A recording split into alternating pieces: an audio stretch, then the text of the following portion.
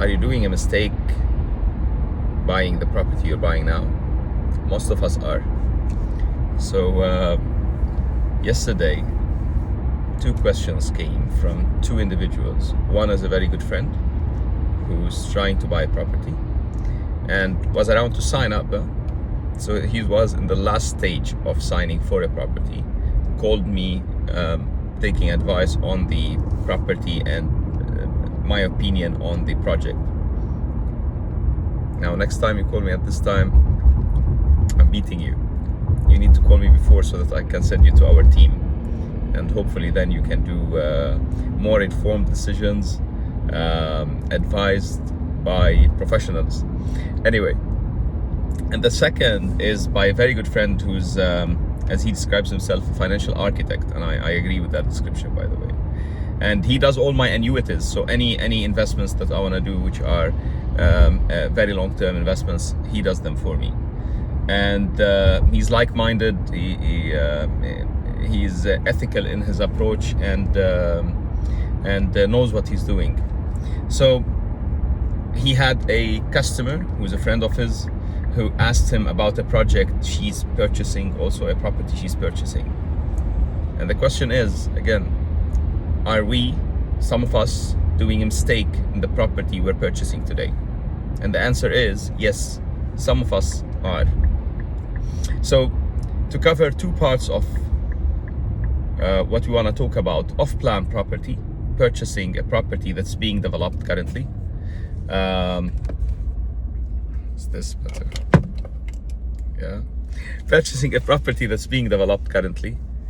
And what should we look at when we're doing that? So you start by initially looking at, what am I doing? What am I purchasing when I purchase an off-plan, when I go ahead with an off-plan property? In general, you're purchasing a contract until the property is delivered. So be very careful and mindful of whom are you contracting with, who's the other party in the contract. This is item number one. Item number two, so the contract is with a party who has a history. So please verify the history of that party. Did he deliver projects on time? Did the developer, and by the way, by on time here, I don't mean that delivered it on the day. In general, developers in some markets delay by 6 months to a year, and you need to understand that on projects that are 700 million dirhams of a project, or 300, 400 million dollars of a project, a delay is possible because a small mistake may delay that project. A small mistake in assumption here, in a delay in supplies there, may delay the project. So it's understandable to a certain limit, and that's why there is long stop dates in contracts in general.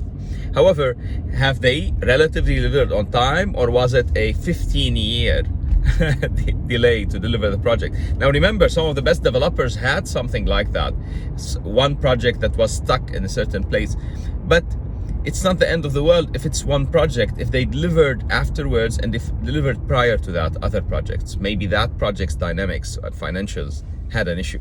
That's not the end of the world, but you need to make sure that they deliver in general, and they deliver relatively what they promise. So a decent product with the right quality, the right orientation. Now afterwards, you look at the management. How are their current projects being managed? Although very soon the developer will have very little say in that. Now, so you look at the developer. Whom are you contracting to do what you're asking done, which is finalizing a property and delivering it to you? Item number two is where the project is. So go to the area, check other projects in the area. So check other projects to see, are the plans being promised really being promised on a factual basis from the area? Check the project itself, because if you're buying an under construction project, remember, it's not only a beautiful contract, it should be delivered one day and somebody will live there. So if somebody will live there, it means it needs to be livable, and it needs to be what you're buying. So get the floor plan of the exact unit, exact property you're buying. Check the building out, go up. If you can't go up to the unit itself, please do. Okay, so that you can imagine that unit. Now again, not all of us can go to a construction site and imagine a beautiful completed product. So maybe some of us shouldn't go to a construction site that way, because it's difficult to imagine a completed product out of a mess on a construction site usually. Now, after that, you need to check the price comparable to surrounding, because remember, the market will not in the future compare you just to your building and what the developer is selling for. You need to compare it with other properties, with other buildings in the surrounding, in the area, secondary market, primary, ready properties. What is the market pricing it at? Now, if your building is similar to a building beside it, and the property you're buying is cheaper than that, that's logical, because you're buying a property that's not earning yet and that's earning. However, if the building you're buying in, the property you're buying is higher or at par with a similar property beside it, it means, in my view at least, although hundreds of people buy property that way, you're buying a wrong property because it's illogical. It shouldn't be at the same price level of a completed property. Now that sometimes happens because there is payment plans and benefits, and I understand, and then you account for the value of money or time value for money in your purchase, and it may work out that way. So you check the surrounding, and then you check something very important. Is the project paused? Is the project progressing slowly, or is the project progressing fast? And here I would tell you, go to something called Dubai Rest app. Dubai Rest app is an app where you can see every project and progress of a project in Dubai. Now, if you're in a different country, you can't have such a pleasant tool, yet you may refer to parties regularly. There's private parties in the market or others who can give you such information.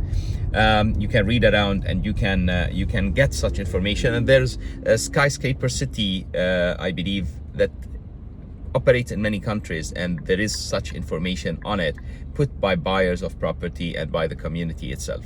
Now, that said, you need to look at, is the property and the project being developed? Has it started? Not. And is it running? Is it running slowly, or is it paused? Now, let me tell you something here. The rest of it, it's very difficult to advise you except on an individual basis. But on, is it paused? If a project is finished by 50 or 60% and then paused, that reflects a serious issue most of the time. Now, why? Because it was running, it was being built. Projects like that should be financed or guaranteed financed, or financials have been arranged prior to starting. If it stops there, in general, it means that they're short on funding. So be careful. Be careful not to pursue that further beyond that point if you see that it's paused within construction. That's on off-plan property majorly. And I wouldn't go into much detail here of quality and look at the show apartment, take photos of the show apartment, because then some people take it to another level and they will never buy a property, which is not so advisable. However, it's important to do your purchase, but I always say, if you're buying a microwave today or you're buying a dishwasher, you do search probably for a few hours. You check every dishwasher, every possibility, consumption of electricity and consumption of water and capsule price and, which is what you should do. But when you go and buy a property for $1 million or $300,000, or you go and buy a stock or an asset, you simply listen to your friend who said this is a good one, or a salesman who said, you know what, go ahead and buy this. And this is his job, yeah? I'm a salesman. And I would go ahead and say, buy this if I'm selling it. Now, each does it his own way, and each has parameters on where does he go, where he doesn't. Yet, it's important to realize that where would I go, what would I purchase, and why have I purchased it, so that even if the market changes, you're confident about your purchase. You've done the purchase for the right reasons. Now, if you're buying secondary market or primary but ready property, the matter differs a little bit. Now, what you need to look at in that situation is see the property itself to make sure that there's no issues in the property that may change an asset to a liability all of a sudden. Okay, make sure that you have all the documentation ready. In general, in our market, it's quite straightforward, and usually parties involved know exactly what they're doing whenever it comes to the conveyancing side of a property purchase on a secondary market. And land department have put a very straightforward process where there's several layers of protection. Still, you need to protect yourself. Similar to the escrow account on off-plan property, land department have put that mechanism to protect you as an investor. Yet, if you don't pay an escrow, if you pay to the developer directly, you're letting go that protection. First, it's illegal, but regardless, you're letting go that protection, and you're deciding to let it go.